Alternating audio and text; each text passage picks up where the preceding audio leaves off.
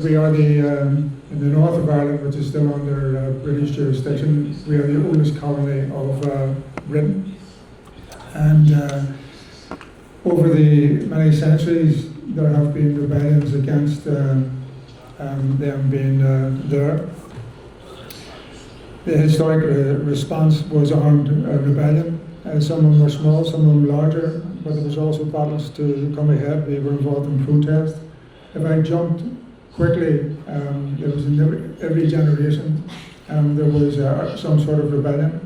But if I jump quickly then up into the 70s, the 60s and 70s, I mean, we had civil rights, which we were involved in, came from sort of what was happening in France, what was happening in America, and mostly started off with students.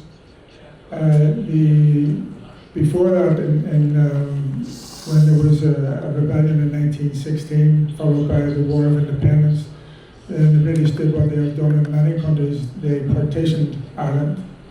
The north, which is a smaller part, it's only got 6 counties in it. There's a population then, certainly, of much less than 2 million people in it.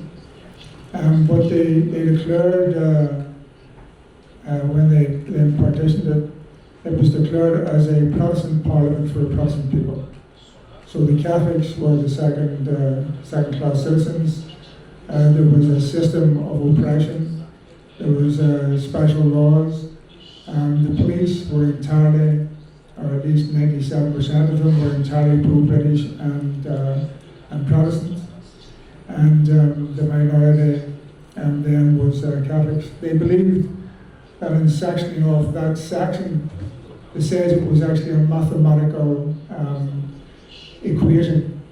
They believed that the numbers of Protestants there would always outnumber the number of nationalists, and therefore that it would be there in perpetuity. History, of course, has shown that is different, because now there's almost 50% Catholic Irish nationalist and 50% Protestant and pro-British. So, in the civil rights marches, there were peaceful protests. The demands were not huge, they were not freely let around at that time. It was cross-community. We were asking for one person, one vote, and for the freedoms that everyone should have in terms of housing and all the rest of the civil rights. The reaction to it was that the regime there, pro-British, the unionist regime it was called, then came in with force, including weapons, and opened up on innocent people. There was the British government that led to riots and others. The British government then sent in the British troops. They came in at one stage, not at the beginning, but at one stage, that was 1969. Eventually there was something like over 30,000 soldiers on our streets.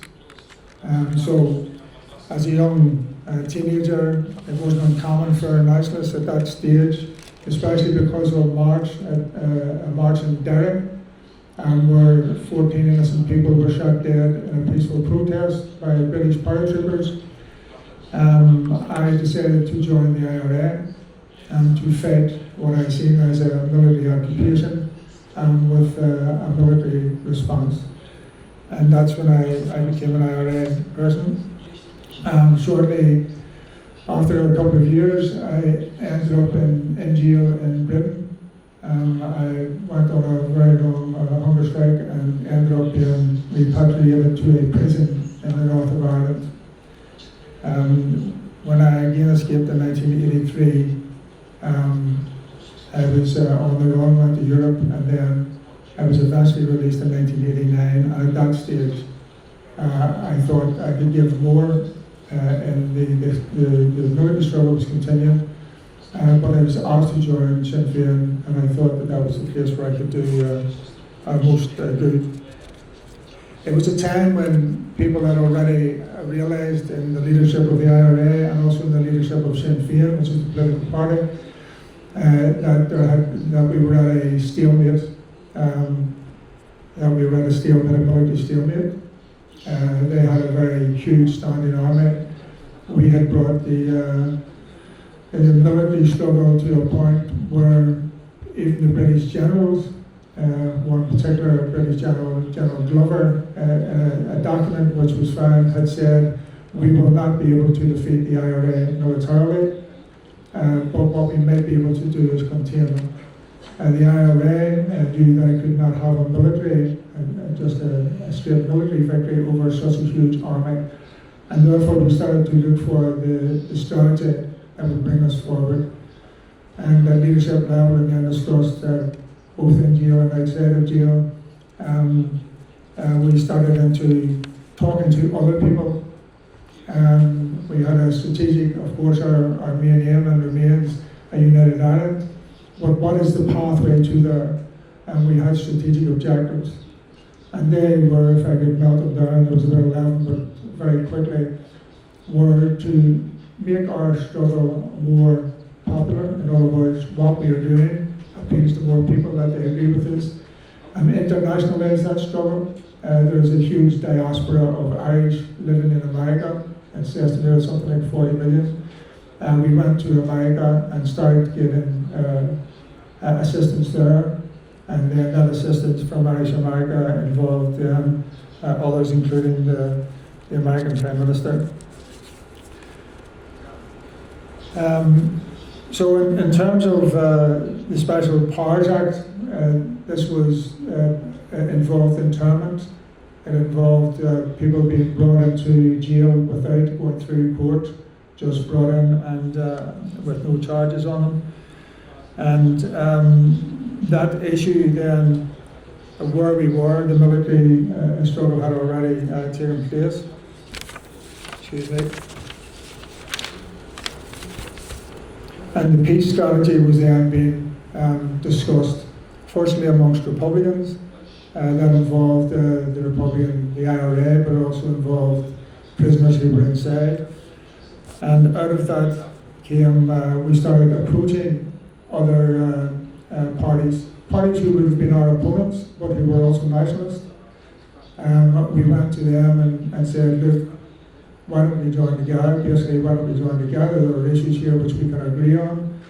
And our strength, if we are together, and our argument goes with that. We also called the Hume Adams. Adams was the president of Sinn Féin, and John Hume was the president of the Nationalist Party, which was the Social Democratic and Labour Party. And they started talks that then extended to the Taoiseach, what's called the Taoiseach, or the Prime Minister in the south of Ireland, which was at that stage then a republic, the Irish Republic.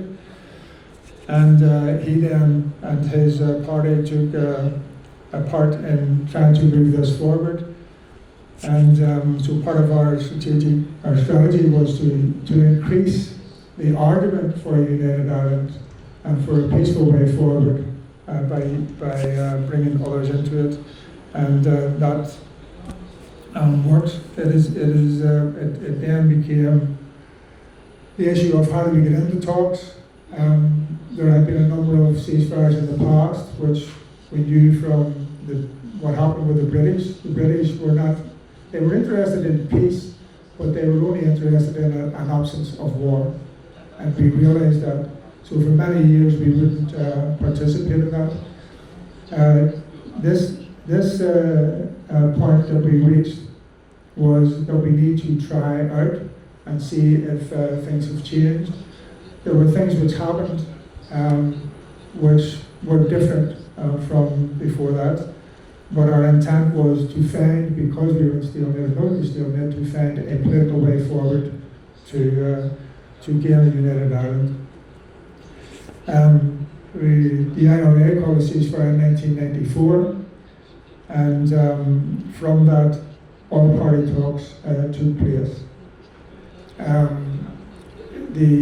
Those all-party talks came from 1996 till 1998, and at that stage the Good Friday Agreement was signed and delivered, and there was people very reluctant to do that, but it eventually came to pass, and it was agreed by the British government, the Irish government, and also by all the parties, which included the pro-British parties and the nationalist parties. And from the Good Friday Agreement, I think it is important to say that it was not a settlement. What it achieved was the possibility of a peaceful way forward, a political way forward to achieve a united Ireland. And as you will know, that I think I said earlier, that peace is just the absence of war. And a number of speakers who have been on before this have dealt with this issue in different ways, and I agree entirely with that. So the war issues are the way we approached the talks was always bearing in mind our primary objective, but it was we argued, as others did, that there had to be inclusive dialogue. In other words, that if you have a mandate, then you have a reason to be there. I know one of our colleagues talked earlier on about women's involvement, and it was, of course, a very patriarchal society. But the Women's Coalition was a group which formed, which was actually cross-community, and that was a part of and a helpful part of the discussions as well as the other parties. We believed and set this out that, you know, a good faith engagement was what was necessary. I have to say, as everyone knows, that trust is not there even once we get the agreement. Trust is something, I mean, because we were opponents, we were diametrically opposed even after the agreement. There were parties diametrically opposed on what the outcome might be, either staying within Britain or having a united Ireland. And we said that, you know, be honest in terms of all that. So all issues needed to be on the agenda. So nobody could come out and say, well, we aren't going to talk about that, we aren't going to talk about that because we don't believe it. And whether you believed it, diametrically opposed to it, it was agreed that all items could be brought up the agenda and discussed out during that period. And we also asked for a time frame for momentum, because we knew that talks could go on for many years. The other thing that helped at the time was that we argued for, and the Irish government also argued for, someone outside to facilitate the talks. The British resisted for quite a long time, but eventually agreed with someone who would come from America to George Mitchell. He was a senator, no longer a retired senator, and he came with the team. And what they were there was to facilitate, not to come to an agreement, but to facilitate others to come to an agreement. And this was quite obvious in one of the discussions we had with him, where we were complaining about things that weren't happening and the arguments and all of that. And he said, if I had come here to decide who I agree with, I wouldn't have this job. I have come here to help you come to a conclusion, but the conclusion has to be yours, which I thought were also very true, but very wise words at the time. Some of the other things was, you know, we found during these negotiations was, if you go in with preconditions, obviously we knew what we wanted, our opponents knew what they wanted, but if you come in with vetoes, in other words, I'm not talking unless this is what comes out of it, then obviously it will go on for many years. Any attempt to predetermine the outcome beforehand would have brought negativity, so people went in with an open mind. Leadership, we already knew, demanded risk-taking, because we could stay and talk to our friends and amongst ourselves all the times, but we had to talk to our opponents, and indeed at that time enemies, to make political initiatives. And we found that it isn't always quid pro quo.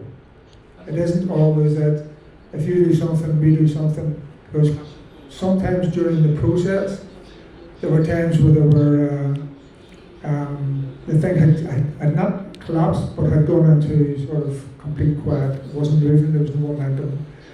And at times, we took initiatives which we did not ask for something back, but the initiatives that we took, we believed would have an impact as we went forward. So nothing was guaranteed in it. It wasn't an agreement, if we do this, you do that. And at times we decided, at particular times, we decided that that was the right thing to do. People go into negotiations, as I said earlier on, for different reasons. I mean, the unionists, the pro-British unionists, went in with an intent that they could make demands that would force us out of it, which is why the points I made earlier were important. That our faith was not necessarily in the ones at the other side, who we did not trust, but in the process, that the process works for everyone and that you can move forward. The democratic mandates were very important. In fact, I was a negotiator, and we had negotiators before we were elected representatives. And we believed at the time it was a British ploy to stall moving into it, because they said if there was a ceasefire, then everything would be possible. So they made all these promises. We didn't necessarily believe them, but we did the ceasefire because it was an important step forward. They then said, well, you don't have a mandate, so you need to be elected representatives. So we decided, because up to that point Sinn Féin didn't involve themselves in elections, but what we decided was, after some discussion, we could argue about this for 6 months, that we have a mandate, that the people want us to speak, or we can do the election. So that was one of the risks we took. We said, okay, let's have an election it was called the Forum election, let's have an election. It was 1996. And we take that chance because we believe the people were behind us. And they elected us, including myself, as negotiators. So we then had a mandate which we could stand over when we went into it. So I think I've mentioned the democratic mandates. The international community is always difficult, which is why I mentioned it earlier, and I think in the context of what we're saying here is they can be of assistance. And actually when we got the Americans in, there were attempts made, which I'm not going to, but we have the evidence, of MI5 trying to disrupt and to remove the Americans from what they failed. And they stayed on. In terms of, I know I've only 20 minutes, so I'm trying to bring us to some sort of an end. In terms of the biggest negotiation we found, and we got some interesting assistance in discussions from the South Africans who were coming to conclusion. Their talks were coming to conclusion just before that. And your biggest negotiation is actually with your own base. You think it's with your opponents, but because you're going to make huge changes, because you're going to ask activists, people who were involved in the IRA, as well as Sinn Féin, as well as our base, the nationalist people and the Republican people, because you were going to ask them to trust you in the first place, but also that there may be decisions that have to be made, then you cannot, we used it was like stretching the elastic. So if you're a leadership, your job is to lead, is to move out in front, but you can't go too far in front, otherwise your relationship with the base, in other words with the public, with the community, goes. So in the last couple of minutes, just let me say that political prisoners were crucial to us. They were involved and we kept them briefed of what was going on. They didn't know exactly everything that was going on because of security, but they knew the direction that we were moving. I'm almost finished, honestly. Policing was a huge, a huge issue for us because over 90% of them were pro-British and were Protestant, and they were part of the authoritarian regime.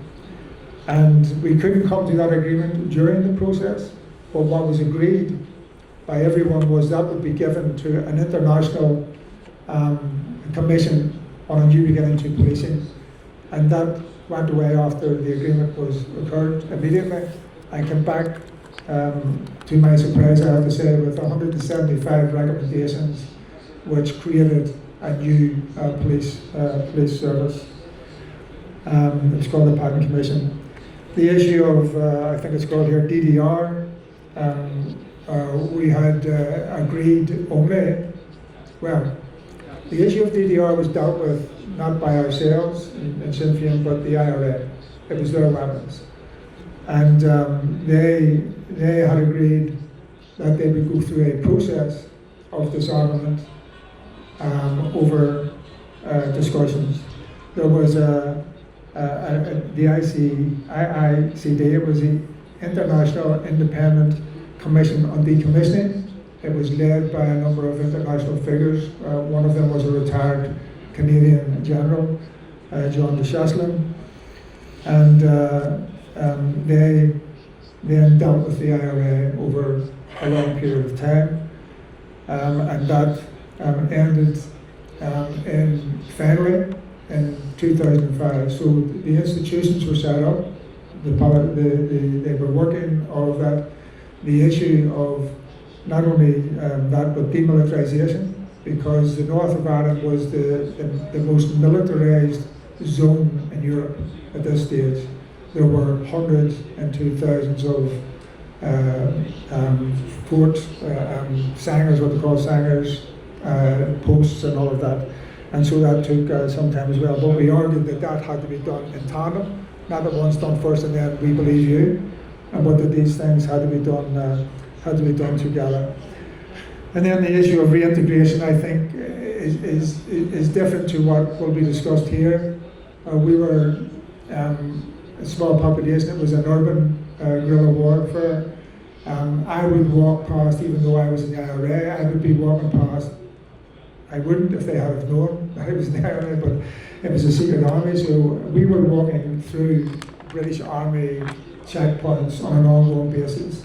And so it was that type of thing. So our ability, I think, within the prisoners released was the big issue, and we achieved that in a period starting immediately after the Good Friday Agreement, or almost immediately after the Good Friday Agreement was signed. All the political prisoners were released within 2 years, over a graduated period. The numbers then, because there had been people in and out, the numbers were in their hundreds. I'd say probably 400 or 500 prisoners at that stage. And that's the only other thing worth mentioning, just about so the reintegration, if you like, was easier because we never lost touch, even as prisoners. We never lost touch with what was happening outside from our families and all of that. So when the IRA in 2005 said that the war was over, when they said that the verification process, which involved Cyril Ramaphosa, who is now the South African president, then he was the Secretary General of the ANC, and Mari Ahtisaari, who was previously a Prime Minister or President of Finland. They were part of verifying that arms had been put beyond use. And that verification was ratified and ended in 2005 as well. So that was 7 years after the signing of the Good Friday Agreement. The only other issue is what we call legacy, and it's been spoken about earlier, is about the victims. Of course, in wars and struggles and wars, there's huge numbers of victims, and we are still, while work has been done, we actually came to a conclusion, all parties and the two governments, in 2014, but the British government changed government and walked away from it. So it was not implemented, which is the almost last point, is implementation of agreements. So agreements are great, but we set up implementation bodies to monitor, to make sure that those things happen.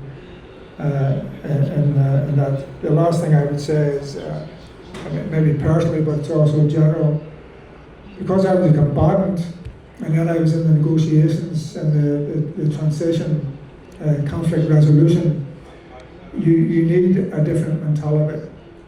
because my mentality when I was fighting was a fighter's mentality, as was the British. And I've argued this out, and we argued out with the British as well, and I have actually had the same argument with the policing. I'm actually on the policing board, I've been on the policing board a long time, so I'm one of the people who hold them to account, that they also have the same problem.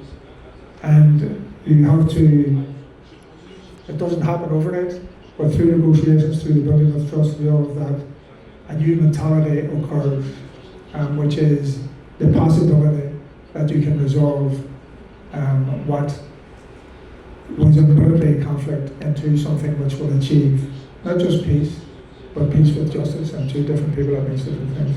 So thank you.